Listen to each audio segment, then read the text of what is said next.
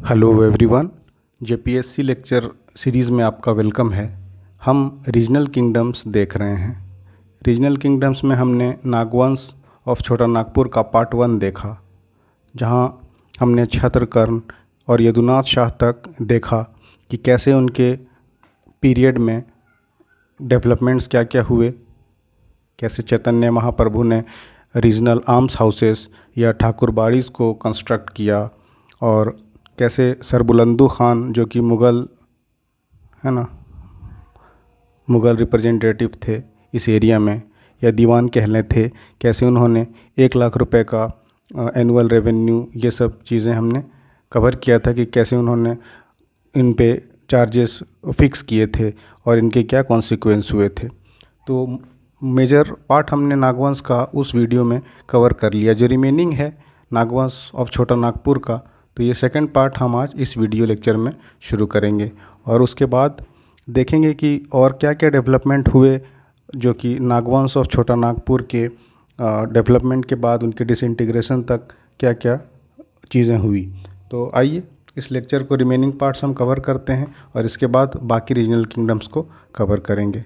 तो शुरू करते हैं इस वीडियो को और देखते हैं कि क्या क्या डेवलपमेंट्स थे। All right, let's get started.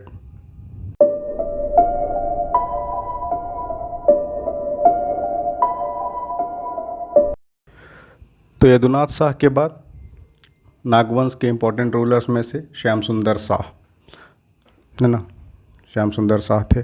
तो ये देखिए उदयनाथ शाह के सक्सेसर है ना, इनके रीन में यानी इनके टाइम पीरियड में मराठास का अटैक लगातार होते रहा था, है ना। और इसका यूज़ इसलिए भी होता था कि ये बंगाल वाले रीजन में आता था, तो ये उस दौरान मेजरली बंगाल का ही पार्ट माना जाता था। वैसे रीजनल्स और उनके एस्पिरेशंस, उनके लाइफ स्टाइल ये ट्राइबल डोमिनेटेड था, लेकिन ये उसी दौरान जब बंगाल का अटैक होता था मराठास, है ना, मराठास एक मेजर पार्ट था इंडिया का वेस्टर्न से, जो धीरे धीरे बढ़ के नॉर्दर्न और ईस्टर्न पार्ट तक भी हो गया था। तो ये जब बंगाल पे अटैक कर रहा था, हमारे मराठास अटैक कर रहे थे, तो इस दौरान झारखंड का एक्सटेंसिवली यूज़ हुआ, है ना। तो ये Shyam Sundar Shah, successor of Udaynath Shah, during his reign Maratha use to attack, है ना, Maratha used Jharkhand areas several times while attacking Bengal. तो बंगाल को जब उन अटैक करना था मराठास को, तो उन्होंने इस झारखंड वाले रीजन को अच्छे से यूज़ किया, और इसकी वजह से क्या हुआ, also led to withering of Mughals dominance. तो अब तक जो मुगल्स का डोमिनेंस हो रहा था मराठा के रेगुलर अटैक से, ये कम होता गया। हमने देखा मुगल्स में, प्रीवियस लेक्चर में आप देख सकते हैं कि कैसे सरबुलंदू खान ने अटैक किया था और उनके क्या इम्पैक्ट हुए थे इस रीजन्स के। तो लेकिन ये चीज़ें बदलने लगी कैसे, तो जब मुगल्स का अटैक मराठा के कंपैरिजन में कमज़ोर पड़ने लगा था, और ये मुग़ल डोमिनेंस को कम भी हो कर गया। क्यों? क्योंकि इससे मराठास का रेगुलर अटैक बढ़ने लगा था, तो ऑब्वियसली एक का जब इम्पैक्ट बढ़ेगा तो दूसरे का कम होगा। तो उदयनाथ शाह के बाद ये श्याम सुंदर शाह, ठीक है। उसके बाद नेक्स्ट आए प्रोमिनेंट कौन से, भास्कर राव पंडित, है ना। भास्कर राव पंडित, उन्होंने 1742 में अटैक किया। हालांकि इन्हें अलीवर्दी खान इन्होंने हरा दिया था, किसको, भास्कर राव पंडित को, लेकिन फिर भी अटैक लगातार जारी था। लेकिन फिर लेटर मराठा, देखिए फिर है ना, जैसे मैंने पहले बोला मराठास, अब ये पीरियड जो था मराठा के डोमिनेंस से इम्पैक्टफुल रहा, लेकिन मुगल्स का असर कम होने लगा था। तो later Maratha Raghuji Bhonsle captured the area. कौन सा एरिया, ये जो हम पढ़ रहे हैं नागवंश और छोटा नागपुर, ये नागवंश या छोटा नागपुर वाला एरिया, और इनको continue exploiting local kingdoms of छोटा नागपुर खास और मानभूम, इस जैसे जो एरियाज़ थे उनको लगातार मराठा इन्वेजन ने कमज़ोर किया और उसमें अपना वर्चस्व कायम करने लग गए। तो अब तक सिस्टम ऑफ गवर्नेंस ज़मींदारी ही चल रही थी, है ना, ज़मींदार वाला सिस्टम था, जो कि ट्राइबल से थोड़ा अलग था। ट्राइबल का है ना, कम्युनिज़म जैसा, टुगेदर वो मिल के होते हैं, लैंड कल्टीवेट करते हैं, फिर उनका जो शेयर होता है वो, लेकिन वो धीरे धीरे वो जब चेंज होने लगा था तो ये ज़मींदारी सिस्टम जो अभी तक नागवंशियों में चल रही थी, ये ज़मींदारी सिस्टम ये जारी तो था, लेकिन सारनाथ शाह के टाइम आते आते ये ज़मींदारी सिस्टम लास्ट नहीं कर पाई, है ना। ये ज़मींदारी सिस्टम नागवंशियों का मराठास के एक तो 2-3 रीज़न थे। पहला मराठास का लगातार इन्वेज़न, दूसरा कि ये जो सिस्टम इटसेल्फ कोलैप्स कर गया, और ये सारनाथ शाह के टाइम पीरियड आते आते ये ज़मींदारी सिस्टम नागवंशियों का कोलैप्स कर गया, और यह कह लें कि इट एंडेड।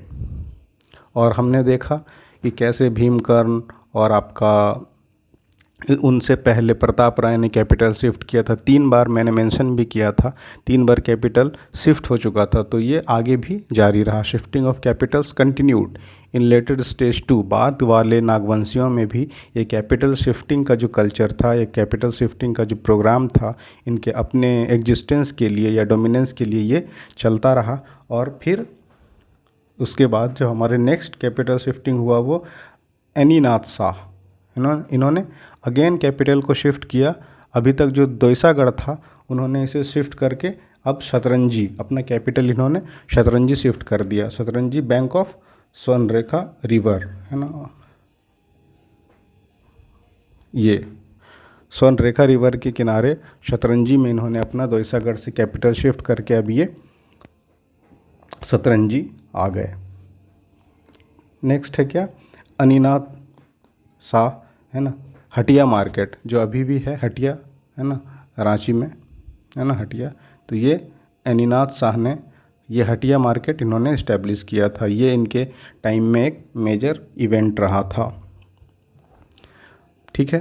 फिर आफ्टर मराठास देखा हमने, है ना, नागवंशीज, फिर रेगुलर मुगल्स का attack, war indemnity, annual revenue fixation, ये सब चीज़ें होते होते मराठा के बाद Nagvanshis continued to exploit the regional kingdoms. Obviously हमेशा ये होता है, जो बड़ी किंगडम होते हैं छोटे किंगडम को एक्सप्लॉयट करते हैं और उनके रेवेन्यूज़ को यूज़ करते हैं या उनको कैप्चर कर लेते हैं।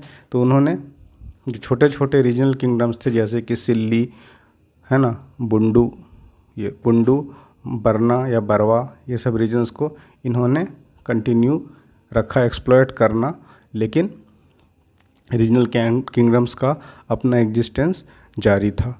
तो ये अभी तक नागवंशीज का रीज़न बना रहा।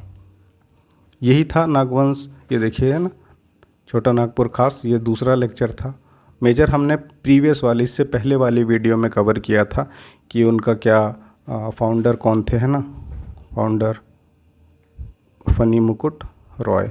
ये सब चीज़ें हमने देखा, कैसे कैपिटल शिफ्ट हुआ, कैसे बैटल ऑफ बरवा हुआ या बैटल ऑफ बरना हुआ, है ना, कौन कौन से चैतन्य महाप्रभु आए इनके रीजन में और क्या क्या डेवलपमेंट हुए, वैष्णविज़्म का कैसे इंक्लिनेशन हुआ, ये सब चीज़ें हमने इससे पहले वाले लेक्चर में कवर किया है। तो ये जो रिमेनिंग था, ये था नागवंशीज ऑफ छोटा नागपुर खास के बारे में। तो ये बेसिकली 2 लेक्चर्स कन्वीनियंस के लिए, ताकि छोटा हो, समझने में आसानी हो, हमने डिवाइड कर दिया था। तो ये एक बेसिक आइडिया था नागवंश के बारे में। तो ये यहाँ पे ख़त्म होता है। नेक्स्ट आने वाली वीडियोस में हम पलामू, है ना, रीजनल किंगडम्स हम देख रहे हैं। पलामू में नेक्स्ट हम देखेंगे कि क्या क्या डेवलपमेंट्स हुए।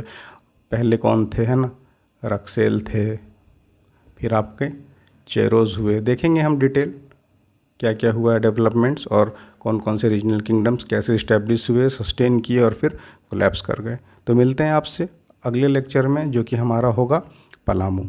Hope you enjoying this series, और अगर अच्छा लग रहा है तो लाइक कर दें, चैनल को सब्सक्राइब कर दें और बने रहें सेलेक्ट सिविल्स के इस चैनल के साथ। I will cover almost every aspect और everything of the syllabus. All right, thanks for watching.